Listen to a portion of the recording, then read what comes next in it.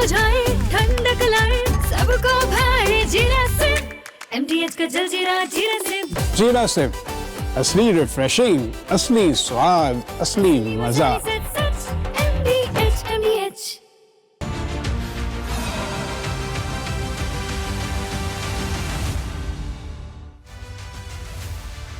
नमस्कार, बहुत बहुत स्वागत है आपका। आप देख रहे हैं राष्ट्र सर्वोपरि। मैं हूं आपके साथ शिवांगी ठाकुर।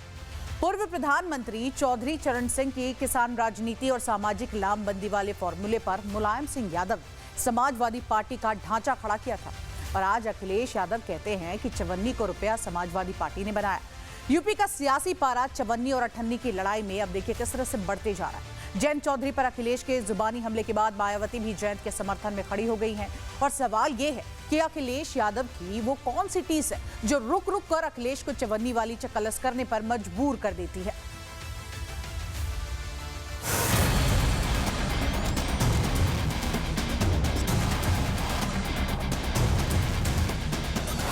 कहां से आ गए थे गठबंधन वाले। हम लोगों ने 54 का रुपया बना दिया, तब भी हमें छोड़ के चले गए। मैं कोई 54 हूं जो ऐसे करके जो है पलट जाऊंगा। तारीख थी 28 जनवरी 2022। विधानसभा चुनाव का बिगुल फूका जा चुका था। आरएलडी का गठबंधन समाजवादी पार्टी से था। मुजफ्फरनगर की रैली में जयंत चौधरी ने कहा था कि मैं कोई 54 थोड़ी हूं जो यूं ही पलट जाऊंगा। इसके बाद 2 मार्च 2024 को जयंत चौधरी 54 की तरफ पलटकर एनडीए का हिस्सा हो गए। 4.5 साल से अखिलेश को जयंत के 54 की तरफ पलटने की टीस जो थी वो अब रुक रुक कर बाहर आ रही है। जाने कहां से आ गए थे गठबंधन वाले। हम लोगों ने 54 का रुपया बना दिया, तब भी हमें छोड़ के चले गए। जयंत चौधरी अब केंद्र में मंत्री है। अखिलेश के बयान से सिर्फ जयंत ही नहीं बल्कि पूरी की पूरी जाटलैंड आहत है। जयंत ने भी अपनी भड़ास निकालते हुए एक्स पर लिखा, सियासत की लड़ाई में कुछ सस्ते शब्द बोलने ही थे तो मेरा नाम लेकर बोल देते, कोई बात नहीं थी। जाट समाज को टारगेट करना और कहना ABCD हमने सिखाई। मैं इस अहंकार को करीब से देख चुका हूं और मानता हूं कि ऐसा आचरण सिर्फ पतन लाता है। 120 सीटें मिलनी चाहिए उन्हें, और अगर 120 सीट नहीं दे तो इसका मतलब उनके समाज का आप अपमान कर रहे हो। चौधरी चरण सिंह जी का अपमान कर रहे हो, आप चौधरी अजीत सिंह जी का अपमान कर रहे हो। अगर उन्हें 120 सीटें नहीं मिल रही हैं तो आप उनका बहुत बड़ा अपमान कर रहे हैं और हम लोग निंदा करेंगे। उस समय निंदा प्रस्ताव पास करेंगे अगर 120 सीट नहीं मिलेंगी उन्हें तो। 54-58 को लेकर शुरू हुई लड़ाई ने यूपी का सियासी तापमान ऐसा बढ़ा दिया है कि आरएलडी के कार्यकर्ता मुलायम सिंह यादव और पूर्व पीएम चौधरी चरण सिंह की तस्वीरें लेकर बाहर आ गए और अखिलेश को 54 के मायने बताने और सिखाने लगे। ये चौधरी साहब का ही ओक्का भरा इन्होंने। ये चौधरी साहब का चिल्ला ही रहा है, कोई उनसे बड़ा तक है। ये चौधरी साहब नहीं जिसे राजनीति में लाके इसका सब कुछ कराया तो पक्का डकैत था पहले। हाँ, ये अनुमानदा का ये तो जात बिरादरी की इन्होंने बेइज्जती कर दी। इसे सबक मिलेगा इस बात का। इन्होंने अखिलेश ने गलत बयान दे दिया, इसमें जो है रुपया सोने का ही बना दिया है। अब जा वोट तो मिलने नहीं सपा को। ये तो सारी जो है अब जा जयंत पे ही जानी, जहाँ जयंत जाएगा वहीं जाट जाएगा और कहीं नहीं जाना जाट को। जयंत का जो अपना करा ना अपमान करा, इसके बापू ना बोलो चरण सिंह के ओक्का ही भरा बोलो ना है। और चिन्ह कहाँ जा रही, हम तो जयंत साहब की चौधरी जयंत का साफ था। अखिलेश यादव के बयानों से जाटों में भारी नाराजगी है। जाट जयंत को सोने का सिक्का बता रहे हैं। उन्होंने बहुत अच्छी बात कही। उन्होंने कहा कि हमने 54 रुपया बना, वो रुपया सोने का बना दिया उन्होंने। वो गिलट का ना बनाकर सोने का बना दिया। और टिकैत साहब आज बोल रहे कि यार ये 1 रुपया नहीं 5 रुपये बना दिया उन्होंने। वो 5 रुपये भी सोने वाला बन गया, तो उसे हर कोई कब जाने के चक्कर में। बड़ा सवाल ये है कि जाटलैंड की 54 से अखिलेश को चक्कर गिननी क्यों आई है। ऐसा क्या हो गया कि पीडीए प्रमुख को जाटों को 54 के चक्कलस में फंसाना पड़ रहा है। दरअसल पश्चिमी उत्तर प्रदेश की तकरीबन 40 सीटों पर राष्ट्रीय लोकदल का सीधा और मजबूत राजनीतिक असर माना जाता है। बागपत, मुजफ्फरनगर, शामली, मेरठ, बिजनौर और मथुरा में आरएलडी हार जीत का बहुत बड़ा फैक्टर मानी जाती है। बुलंदशहर, हाथरस, अलीगढ़ और गाजियाबाद हापुड़ में भी आरएलडी निर्णायक साबित होती है। यही कारण है कि अखिलेश यादव जाटों को याद दिला रहे हैं कि जयंत चौधरी 54 की तरफ पलट जाते हैं। सवाल ये है कि क्या अखिलेश यादव जाटों का माइंड वॉश करने में कामयाब हो पाएंगे। इन्होंने तो अपने पाँव में कुआड़ी मार ली। मेरे गांव में और बल्कि एक क्षेत्र में एक पुरानी गांव की कहावत है कि उड़ता तीर लेना। यो अखिलेश यादव ने एक उड़ता तीर ले लिया। इसका इनको आने वाले समय में 2027 में बहुत भारी नुकसान होगा। पश्चिमी यूपी की लगभग 30 से 35 सीटों पर जाट आबादी 15% से 25% तक है और ये बड़ी आबादी अखिलेश के बयानों को जाटों के अपमान के तौर पर देख रही है। अखिलेश यादव की चवन्नी वाले तंज पर मायावती भी जयंत के साथ खड़ी हैं। मायावती ने अखिलेश के बयान को अहंकारी और अशोभनीय बताते हुए माफी मांगने की मांग की है। मायावती ने एक्स पर लिखा, समाजवादी पार्टी प्रमुख का अपनी पुरानी सहयोगी पार्टी राष्ट्रीय लोकदल और उस पार्टी के नेता केंद्रीय मंत्री के बारे में ये सार्वजनिक बयान देना कि हमने इनको चवन्नी से रुपया बना दिया है, ये कहना पूरी तरह से अमर्यादित, अशोभनीय और अति शर्मनाक है। इस प्रकार की अहंकारी और अलोकतांत्रिक बयानबाजी के लिए उन्हें पार्टी से और उनके नेता से ही नहीं बल्कि स्वर्गीय चौधरी चरण सिंह जी के परिवार का अपमान करने के लिए पूरे जाट समाज से बिना देरी किए माफी मांगनी चाहिए। पूरे जाट समाज को ABCD सिखाने का दम्भ भर रहे हैं। जाट समाज वीरता, स्वाभिमान, मेहनत, त्याग, किसान का संरक्षण है और ऐसे समाज को आप अपमानित कर रहे हैं। चौधरी चरण सिंह जी ने मुलायम सिंह जी को नेताजी बनाने का काम किया और आज आप पूरे समाज को कटघरे में खड़ा कर रहे हैं। यह अत्यंत दुर्भाग्यपूर्ण और दोषपूर्ण मानसिकता को दर्शाता है। आपका जिससे गठबंधन हुआ आपने उसको अपमानित करने का काम किया। अपना चरित्र आप नहीं देख रहे हैं। 9 फरवरी 2024 को केंद्र सरकार ने पूर्व PM चौधरी चरण सिंह को भारत रत्न देने की घोषणा की थी। केंद्र के इसी फैसले ने जयंत चौधरी का हृदय परिवर्तन कर दिया था। जयंत समाजवादी पार्टी से अलग हो गए थे, लेकिन जयंत अकेले नेता नहीं थे जो गठबंधन वाली पॉलिटिक्स करते हैं। 1993 में समाजवादी पार्टी ने बसपा के साथ मिलकर सरकार बनाई और 1995 में इस गठबंधन को तोड़ दिया।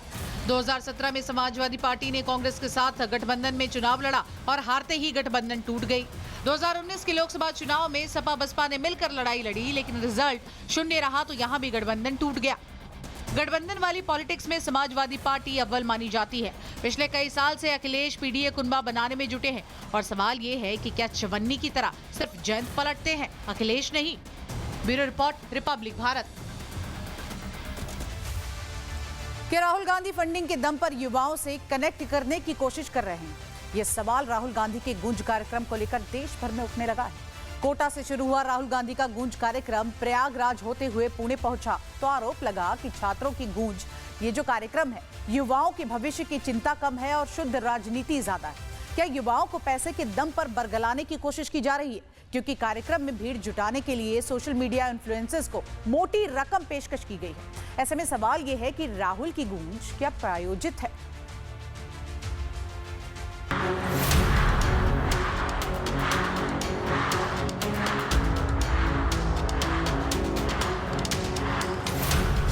देश के अलग अलग हिस्सों के युवाओं से कनेक्ट करने के लिए राहुल गांधी छात्रों की गूंज कार्यक्रम कर रहे हैं। इसी कड़ी में आज राहुल गांधी पुणे के छात्रों के बीच पहुंचे, युवाओं को सब्ज बाग दिखाए।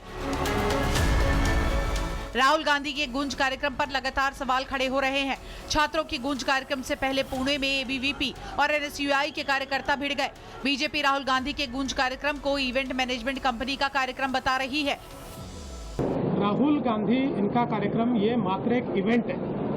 एक इवेंट मैनेजमेंट कंपनी को ये काम दिया गया है। आने वाली जो छात्राएं हैं वो केवल कांग्रेस के जो कॉलेजेस है, जिस कॉलेजेस का मैनेजमेंट कांग्रेस के नेताओं के पास है, वहीं से छात्राएं आए, इस प्रकार से उन्होंने कहा है। और आज तो उनकी पोल खुल गई जिस समय ये ध्यान में आया कि किस प्रकार से इन्फ्लुएंसर्स को पैसे दे रहे। राहुल गांधी के गूंज कार्यक्रम को सोशल मीडिया इन्फ्लुएंसर्स ने भी कटघरे में खड़ा कर दिया है। सोशल मीडिया इन्फ्लुएंसर रिया खनोलकर ने राहुल के गूंज कार्यक्रम को प्रायोजित बताया है। रिया खनोलकर का आरोप है कि गूंज कार्यक्रम के लिए सोशल मीडिया इन्फ्लुएंसर्स के बीच पैसे बांटे गए। आस्किंग मी कि आप इसके लिए कितने पैसे लोगे, आपके चार्जेस बताओ, एक्सेट्रा एक्सेट्रा स्टफ। उसके बाद मैंने उनको पूछा क्या मुझे इसका ऑफिशियल इनवाइट मिलेगा या ऑफिशियल कोई इनविटेशन है, तो उन्होंने नहीं कहा। तो मैंने पूछा मुझे एग्जैक्टली करना कैसे, अटेंड करने के पैसे मिल रहे? तो इस लाइक कि नहीं, आपको राहुल गांधी जी के साथ इंटरेक्ट करना है। इंटरेक्ट करने के बाद आपको वो इवेंट को कवर करना है। इवेंट कवर करके आपको 2-3 वीडियोस बना के डालने हैं। आपको भी वहाँ पे अलग अलग लड़कियों को बुलाया है, स्टूडेंट्स को, जहाँ पे आपको उनके साथ इंटरेक्ट करना है और वीडियो डालना है। मुंबई बीजेपी अध्यक्ष अमित साटम का भी आरोप है कि राहुल गांधी के कार्यक्रम में 25-25 हजार रुपए देकर लोगों और इन्फ्लुएंसर्स को लाने की कोशिश की गई है। एंटी इंडिया गैंग से जो उन्होंने पैसे फंड्स प्राप्त किए हैं, उस फंड से लोगों को 25-25 हजार रुपए देकर छात्रों की गूंज इस कार्यक्रम में लोगों को बुलाने की वो कोशिश कर रहे हैं, पर राहुल गांधी को मैं ये कहना चाहता हूं कि आप इस प्रकार से एंटी इंडिया फोर्सेस के साथ में हाथ मिलाकर हिंदुस्तान में अगर अनार्की क्रिएट करने की कोशिश करोगे तो इस देश की जेन जी और जेन नेक्स्ट आपको ऐसा थप्पड़ लगाएगी कि उसकी गूंज आपको भविष्य में सुनाई देगी। 17 जून को कोटा राजस्थान से राहुल गांधी ने छात्रों की गूंज अभियान की शुरुआत की थी। 17 जुलाई को देहरादून में भर्ती परीक्षाओं के पेपर लीक और पारदर्शी व्यवस्था पर चर्चा की गई। 8 अगस्त को प्रयागराज में प्रतियोगी परीक्षाओं की तैयारी कर रहे छात्रों के मुद्दे पर राहुल ने गूंज कार्यक्रम किया। सवाल ये है कि राहुल गांधी देश के युवाओं से कनेक्ट कर रहे हैं या फिर पैसों के दम पर गूंज का हल्ला मचा रहे हैं। क्या युवाओं का समर्थन पैसे से खरीदा जाएगा?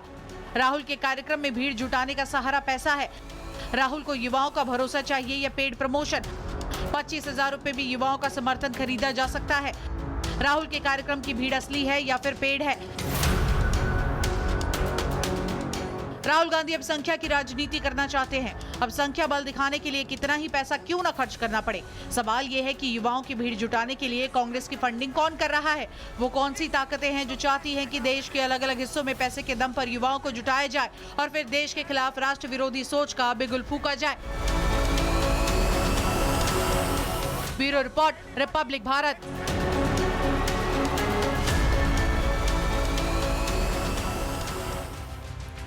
राष्ट्रीय सर्वोपरि में अब बात करेंगे मोतिहारी की। मोतिहारी इंजीनियरिंग कॉलेज के हॉस्टल मेस में खौलते तेल की कड़ाही पलटने से 3 छात्राएं झुलस गई। लेकिन सवाल यह है कि कड़ाही गलती से पलटी या फिर कुक ने गुस्से में पलट दी है। जब इस सवाल का जवाब तलाशते हुए रिपब्लिक भारत की टीम मोतिहारी इंजीनियरिंग कॉलेज पहुंची है तो टीम का सामना कॉलेज प्रबंधन के गुंडों से हुआ है। लेकिन रिपब्लिक भारत मौके पर डटा रहा, सवाल पूछता रहा, क्योंकि जब बात छात्रों के हित की होती है तो रिपब्लिक का माइक सबसे पहले मौके पर पहुंचता है। मोतिहारी इंजीनियरिंग कॉलेज के अहंकारी रवैये से जुड़ी अब आपको एक रिपोर्ट दिखाते हैं।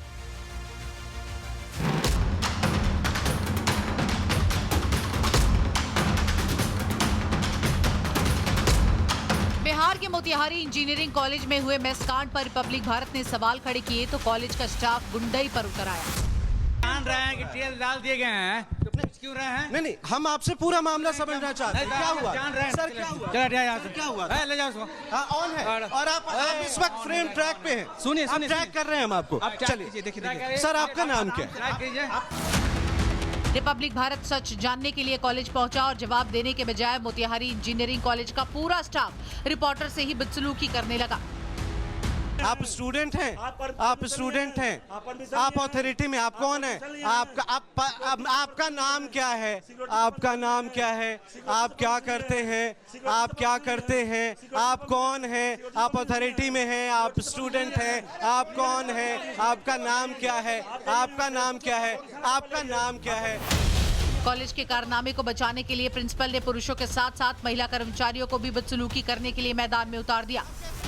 नहीं, आपके पास कैमरा फुटेज होगा, आप देख सकती हैं। मैम, आपके पास फुटेज है, आप देख लो, आपके पास फुटेज है। मैं बाहर गार्ड से, आपके वार्डन से बात कर रहा हूँ, आपसे मैंने फोन पे बात की है। हाँ, मैम, आपके पास कैमरा है, फुटेज है। आपका नाम, आपका परिचय क्या है? 3 बच्चियों पे गरम तेल डाले गए थे मैम, ये सीरियस कंसर्न है। 3 बच्चियों पर गरम तेल डाल दिया आप लोगों ने। आपका नाम क्या है? परिचय। दरअसल कॉलेज की छात्राएं मोनाली कुमारी, मधुप्रिया और मुस्कान कुमारी कॉलेज की मेस में खाना खाने गई थी।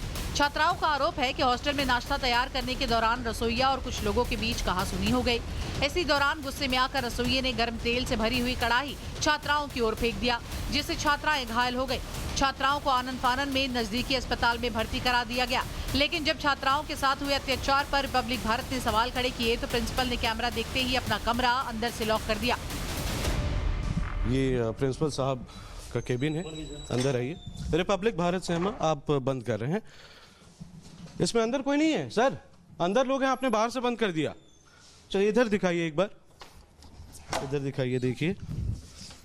अच्छा, ये दरवाज़ा अब अंदर से भी बंद कर दिया गया है। ये प्रिंसिपल साहब का केबिन है, दरवाज़ा अंदर बाहर दोनों से बंद कर दिया गया। एक इधर से दरवाज़ा, प्रिंसिपल चैम्बर पता नहीं, ये भी अंदर से बंद है और वो अंदर से उन्होंने बंद कर लिया। अब आप देखिए खूबसूरती, देखिए कितनी बड़ी खूबसूरती हम आपको दिखाते हैं। आइए ज़रा इसे समझिए आप। ये कितना यूनिक होगा, इधर आइए आप जरा ये दिखाइए कितना यूनिक होगा ये कि ये अंदर से बंद है प्रिंसिपल साहब का केबिन। सर मैं रिपब्लिक भारत से हूं, बात हो सकती है आपसे?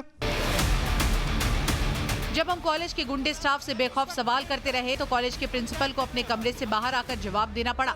कॉलेज के प्रिंसिपल का कहना है कि छात्राओं पर गर्म तेल डाला नहीं गया था, बल्कि गलती से कढ़ाई कुक के हाथ से छूट गई थी।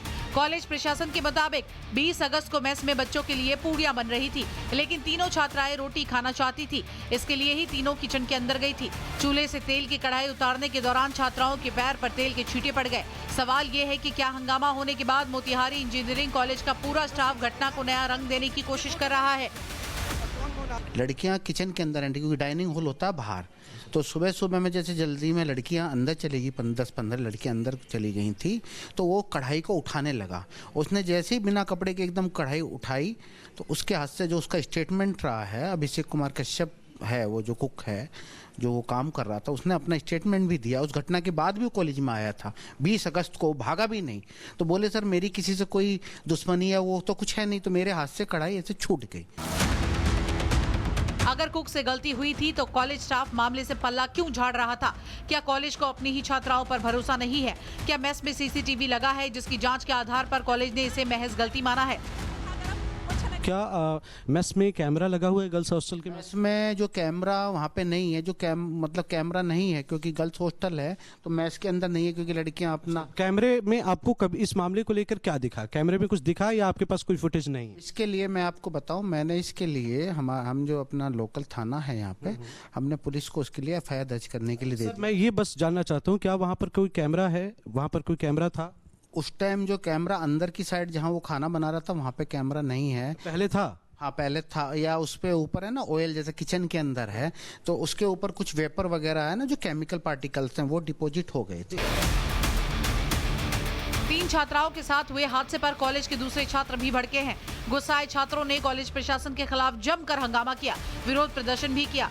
कॉलेज के रवैये को लेकर छात्रों में भी भारी आक्रोश है।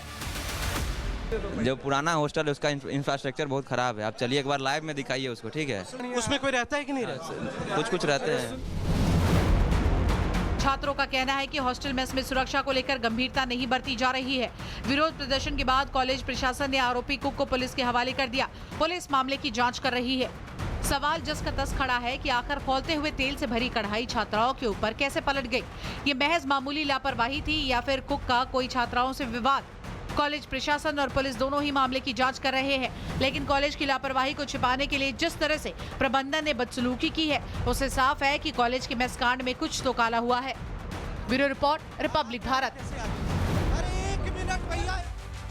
रिश्तों में दरार और मामूली झगड़े हत्याकांड में बदल रहे हैं। दिल्ली में हुए विनय गुप्ता हत्याकांड ने पूरे देश को हिलाकर रख दिया है। क्या कोई सोच सकता है कि महज बच्चों को दवाई पिलाने के नाम पर पति और पत्नी के बीच विवाद हो जाएगा, जिसके बाद पत्नी अपने भाई और पिता को बुलाकर पति की उसके घर में ही बेरहमी से हत्या करवा दी। इस हत्याकांड को लेकर विनय की मां ने जो खुलासे किए हैं वो और भी ज्यादा दिल दहलाने वाले हैं। एक रिपोर्ट आपको दिखाते हैं।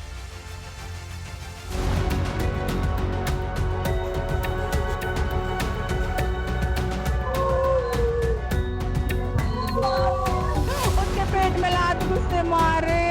एक ने गला दबा रखा था, एक पेट गिरा के पेट में लात मार रहा था।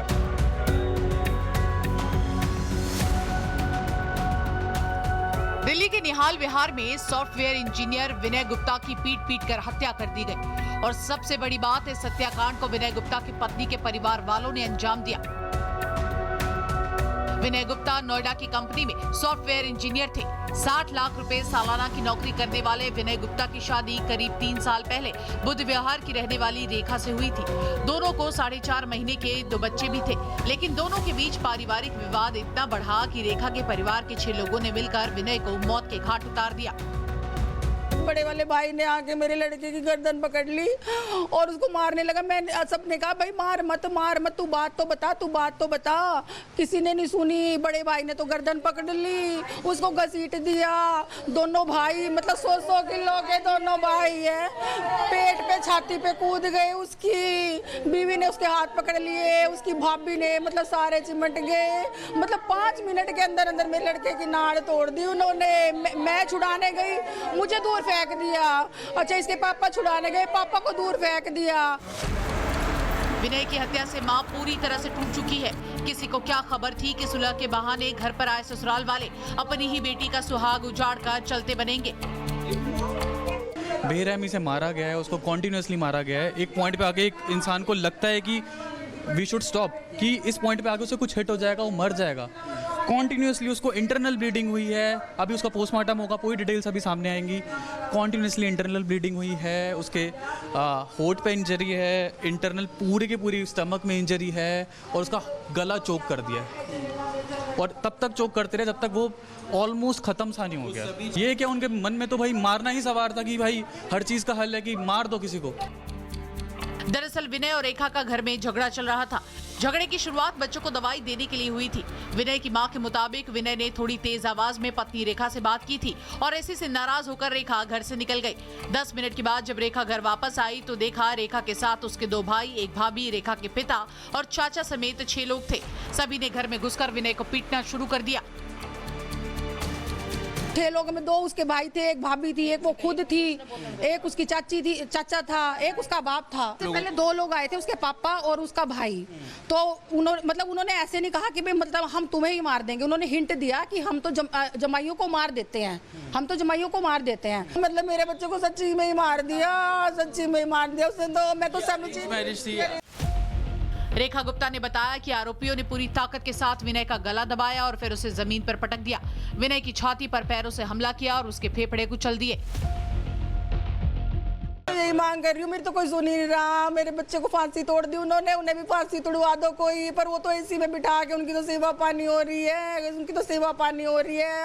हमें भी नहीं मारने दे रहे कि हम ही मार के अपना बदला ले ले। इतना इंटेलिजेंट बच्चा दुनिया में नहीं मिला है, किसी से लड़ना नहीं, झगड़ना नहीं।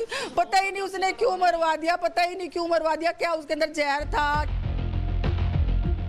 विनय के परिवार का आरोप है कि रेखा ने विनय की हत्या कराने से पहले घर के सीसीटीवी कैमरे भी बंद कर दिए थे। पड़ोसियों के घरों में लगे सीसीटीवी कैमरे में वारदात रिकॉर्ड हो गई। फिलहाल पुलिस ने रेखा के भाई राजकुमार जिंदल, पिता ज्ञानचंद्र जिंदल समेत एक चाचा और भाभी को शिकंजे में ले लिया है। ये घर है नीचे, इसी के 3rd फ्लोर पर विनय को उसके माता पिता ने शिफ्ट कर दिया था, क्योंकि वो भी चाहते थे कि वो दोनों खुश रहें, अलग रहें। लेकिन कॉन्स्पिरेसी समझ आ रही है कि सीसीटीवी कैमरों को बंद कर देना और उसके बाद 6 लोग आते हैं और निर्मम तरीके से इसी घर के 3री मंजिल पर विनय की पीट कर हत्या कर दी जाती है। परिवार अब न्याय की मांग करता हुआ नजर आ रहा है। विनय के घर में शादी के बाद से ही विवाद होने लगा था। आए दिन घर में छोटी छोटी बातों पर झगड़ा होता था, लेकिन पत्नी रेखा ही विनय की जान की दुश्मन बन जाएगी, परिवार ने ये कभी नहीं सोचा था। जब विनय को मौत के घाट उतारा जा रहा था तब रेखा खड़ी होकर बस तमाशा देख रही थी। रेखा ने जानबूझकर विनय को मरने दिया। 2 लड़की के भाई थे, एक भाभी थी, एक फादर थे, एक चाचा थे। एक ने गला दबा रखा था, एक पेट गिरा के पेट में लात मार रहा था। पुलिस अब हर एंगल से हत्याकांड की जांच कर रही है। सबूत जुटाए जा रहे हैं। इलाके के सीसीटीवी फुटेज भी खंगाले जा रहे हैं। पड़ोसियों से भी पूछताछ की जा रही है। लेकिन विनय की हत्या ने एक बार फिर से बिखरते रिश्तों पर सवाल खड़े कर दिए हैं कि कैसे मामूली विवाद में घर के घर उजड़ रहे हैं। Bureau report, Republic Bharat. और राष्ट्रीय सर्वोपरि में यहाँ पर रुकेंगे एक छोटे से ब्रेक के लिए। आप बने रहिए हमारे साथ, जल्द लौटेंगे।